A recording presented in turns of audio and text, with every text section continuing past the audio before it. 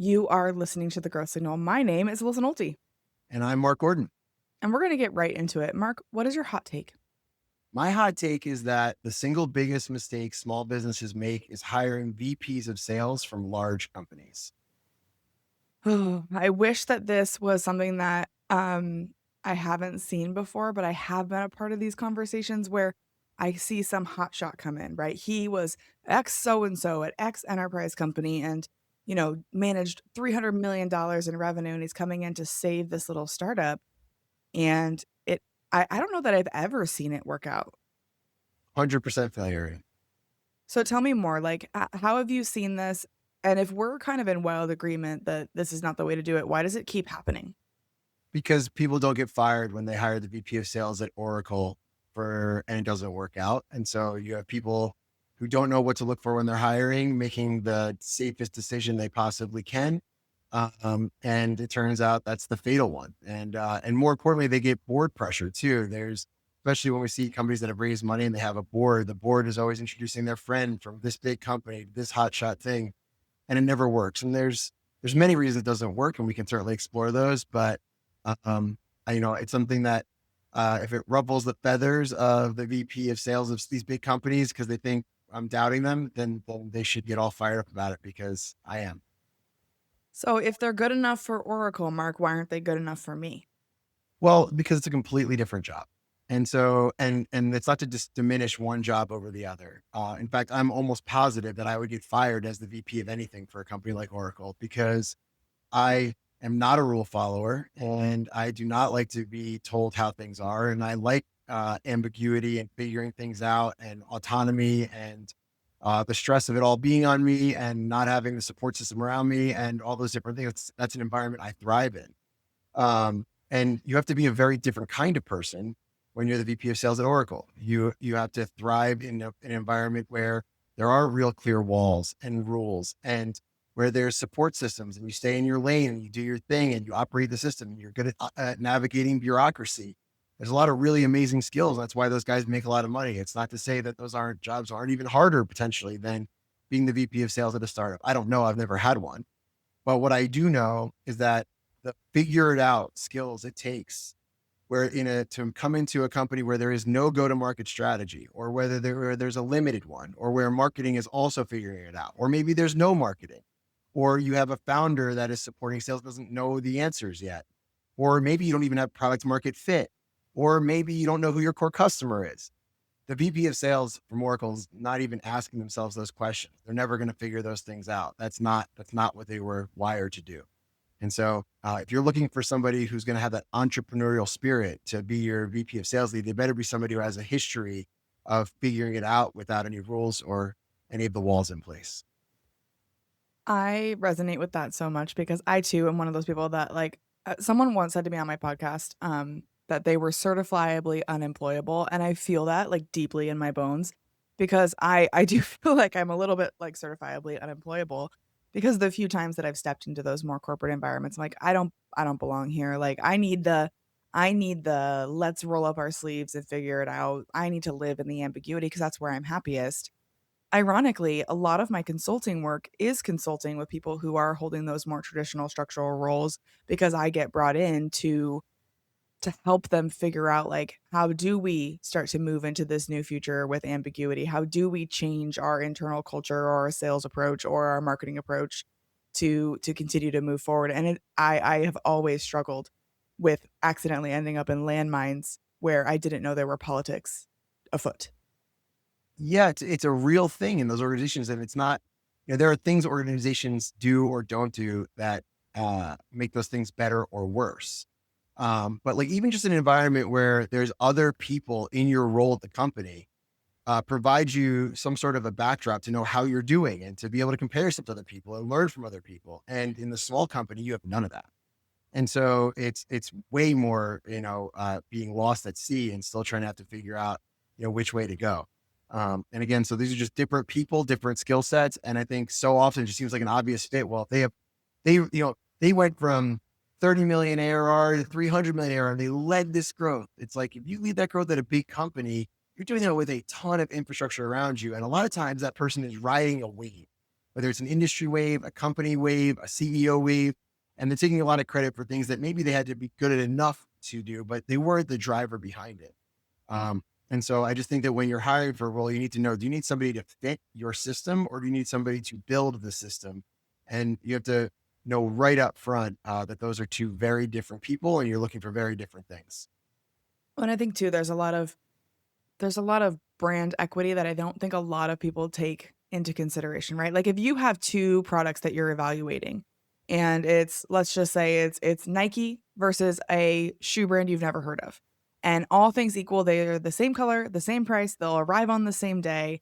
Everything is the same except one is Nike and one is, you know, a different brand. One is cinnamon. Which one are you buying? Well, Nike, which is why the first thing we do when we work with the no label shoe brand is make sure that they're never the same color and the same price and the same and the same and the same. Because if you haven't figured out how you're going to be different, then you don't even know why you exist. Because nobody needs more shoes that are just like Nikes, but not Nike. Right. Exactly, exactly. And I think businesses fall into that trap though, because the shoes make sense, right? We can change our color a little bit. We can offer something new. We can offer something different. But there's a lot of like B2B business out there in particular that are really just trying to follow the blueprint. And this is exactly back to your hot take as to why they hire the the hotshot VP of sales from, we're picking on Oracle, but from Oracle to come in and help them scale their software startup. So I can understand the psychology of why people are doing it this way. What should we be looking for instead? Yeah, I mean, again, I think you need there a track record of people who have gone from 0 to 1. And whether they were a former CEO, maybe they sold their company and flamed out, or whether they were just the first sales guy at a company and they were able to figure that process out. Or they were the first sales manager for a company and they can explain to you the things they built and changed between when they got there and when they left and how that infrastructure or the decisions they made led to X, Y, and Z. And I guess really, if I had to simplify it, I should have just started with this. Had they been responsible for the results in a real way, where if they didn't get it done, the company went out of business and been responsible for figuring it out with that sort of pressure. And because that is something that once you've lived in that pressure and you've done it for a while, it can start to feel like, normal. But until you've lived there, man, when you realize everyone's job, you walk into a small company and you're the new head of sales and you realize everybody here's ability to feed their families is dependent on you being able to figure this out. That's not anything like being the vice president of sales at XYZ company, right? That is like a whole different level of responsibility. And by the way, the investors' money and the CEO's dreams, and everyone's are depending on you, or all the eyes are on you. And when you either are the kind of person that goes, okay, cool, like I was born for this, or you pretend, or what most people do is pretend that they're going to be able to figure it out. And then they're just going to either like work harder or do a little bit more, or they're constantly asking for more budget. And like the machine never gets built. And by the way, also a lot of those people have never actually done the work, right? Like sometimes you got to be the one who goes and sells the stuff. It's not just about hiring a guy and creating it. Like sometimes you just got to get on the phone and do it. Um, I started my own companies when I was very young.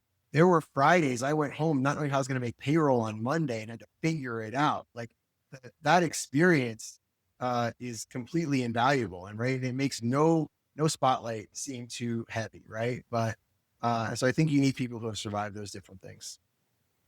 And we didn't talk about this before the show, but longtime listeners will know that I joined a pre revenue startup right out of college to be their sales and marketing person. I had no idea what I was doing. I had no business. They should have never taken me on. But in the end, it worked out. It worked out and it worked out good. But that was my rationale when I had, the normal offer from a real company that actually would have paid me and I would have been one of many. I told people, I'm like, I want to be one of one where every single day I'm going to go into work and my work matters. And if I don't do it, it doesn't even happen.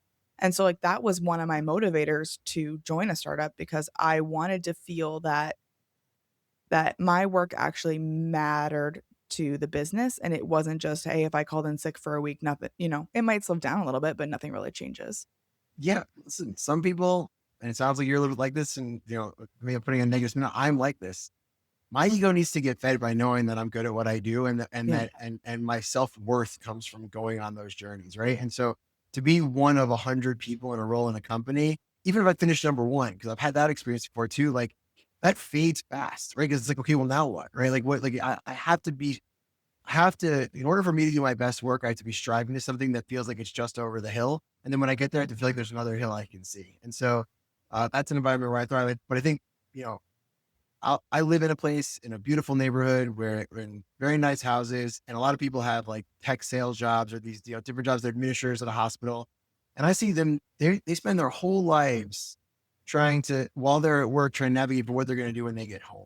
And but there's something, I have no judgment in this, and it's like, you know, they're great parents, and you know whatever, and they have all their different interests.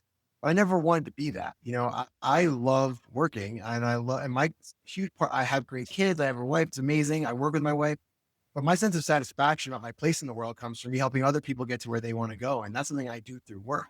And so that's been my choice in the journey. So that's my hot take that we've eaten up the whole interview over. I'm obsessed with that because it's so funny. We've never met each other before. Like we met through a podcast matching service. I am exactly the same way. People think I'm crazy, but I live for Monday morning, right? Like I Sunday night, I'm like, oh, thank God tomorrow's Monday. I'm so ready to go, like get back into my business because I truly love what I am doing and what I am building. And I recognize that that is not the norm of what we are doing, but that's you have to find those people if you're going to do a startup. If you're going to be a small business, you have to find someone who relishes the work, not someone who relishes the weekend. And that is again no shade to the corporate mindset, and we all live for the things that we live for.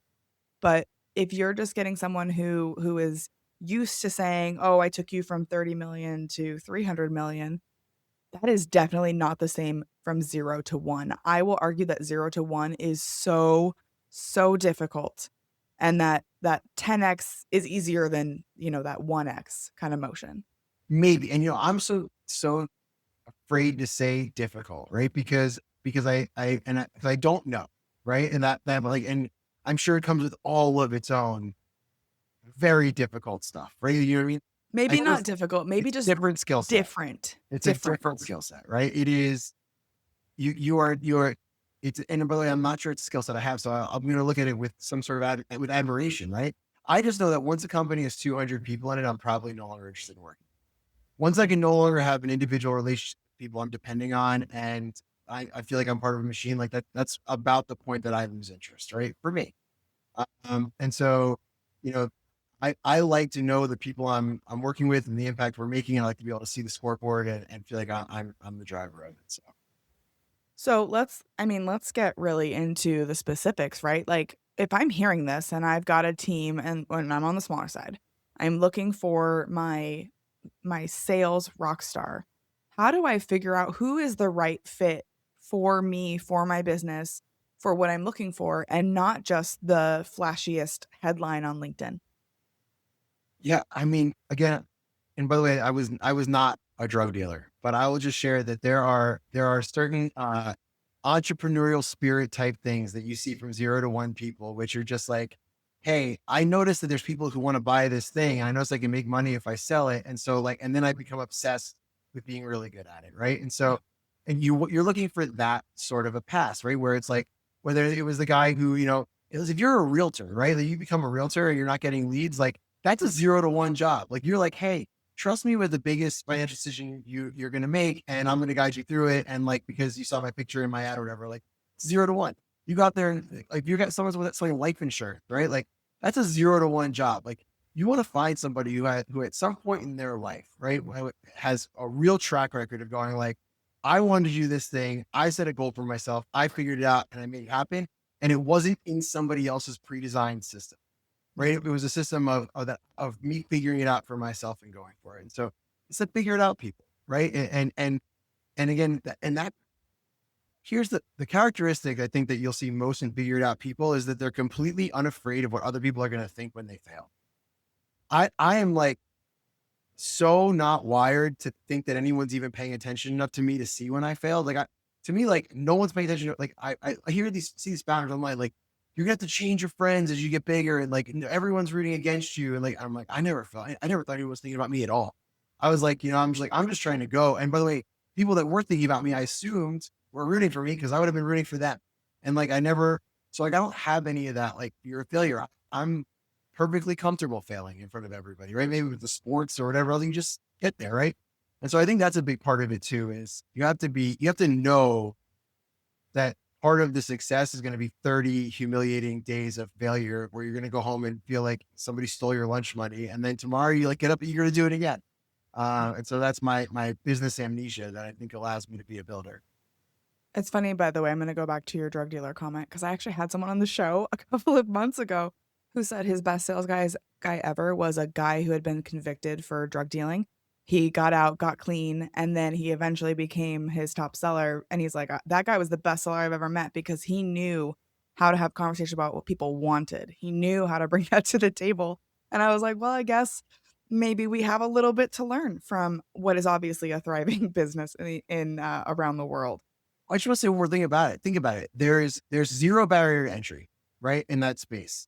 So in order for you to be significantly better than everybody else in a dangerous world where there are no rules or laws to protect you, it is the ultimate figured out thing. And you could say, well, you're selling a product that people get addicted to, and that's very real, right? But they have a million options most of the time for who to get it from. And it's a commodity based business, right? So it is at its very core a marketing and sales position with obstacles in place, right? And so again, I'm not saying anyone who's ever sold drugs would be your best salesperson, but if you find somebody who was good enough where the police put him in jail for it, there was a reason that guy was moving weight. You know what I mean? And that was in a competitive environment. So I know I'm not saying go out and hire drug dealers at all, but what I am saying is there's a spirit in people who are the people who will figure out how to sell anything and make money to do it, and are able to figure out how to position themselves in a way where in a competitive marketplace, they're the ones who are going to win. Those are the people that you want on your team. Yeah, and I also think too, you talked about like the amnesia that comes along with, because you're gonna get rejected over and over again and you're gonna fail over and over again. I also think you need this spirit of it'll work out for me. Like, oh yeah, it'll work out eventually. It might not work out today, it might not work out tomorrow, but you almost have to have like an unrealistic, like unreasonable optimism that you will be able to make it happen. Otherwise, you are going to get beat down real fast. I think that's true if you're a business owner and you're going to I succeed, should clarify I am, so that I'm the right? owner seller role. I'll just share with you. I have seen some unbelievable salespeople in the course of my career who are absolutely convinced that tomorrow was going to be the last day they ever sold anything. And that paranoia drove them to go so hard, right? Then that they were, some of the best loan officers I ever met. By the way, that's a loan officer. You're hustling for your lunch every month. Every month is its own war. Okay. Yeah. Some of the best ones I ever met, shout out Fred, if you're listening, are people who like literally were like, if the phone didn't ring they have the biggest pipeline version, the phone didn't ring for one day, they're like, it's over. It's over. And like the drive was so real because of that worry that it was all going to go away. Right. Yeah. And so I do think there's a lot of different ways you can be motivated for sales. I think I think you do have to have what I call irrational confidence to be a great leader of a company and to do that. And so, that's a term I stole from Bill Simmons, who's a sports commentator. But you're talking about irrational confidence guys, like, these guys in the NBA who will come off the bench, start firing threes and assume they're all going to go in. You need one of those guys on your team. I do think to Well, because build one day he'll be right, right? Like one time he'll be right, and that's when you need it. that's it, right? Game 6 of the finals, and suddenly the ball's going in. So, you want somebody who's willing to take that risk, right? And not be afraid of the failure. It's all the same things, right?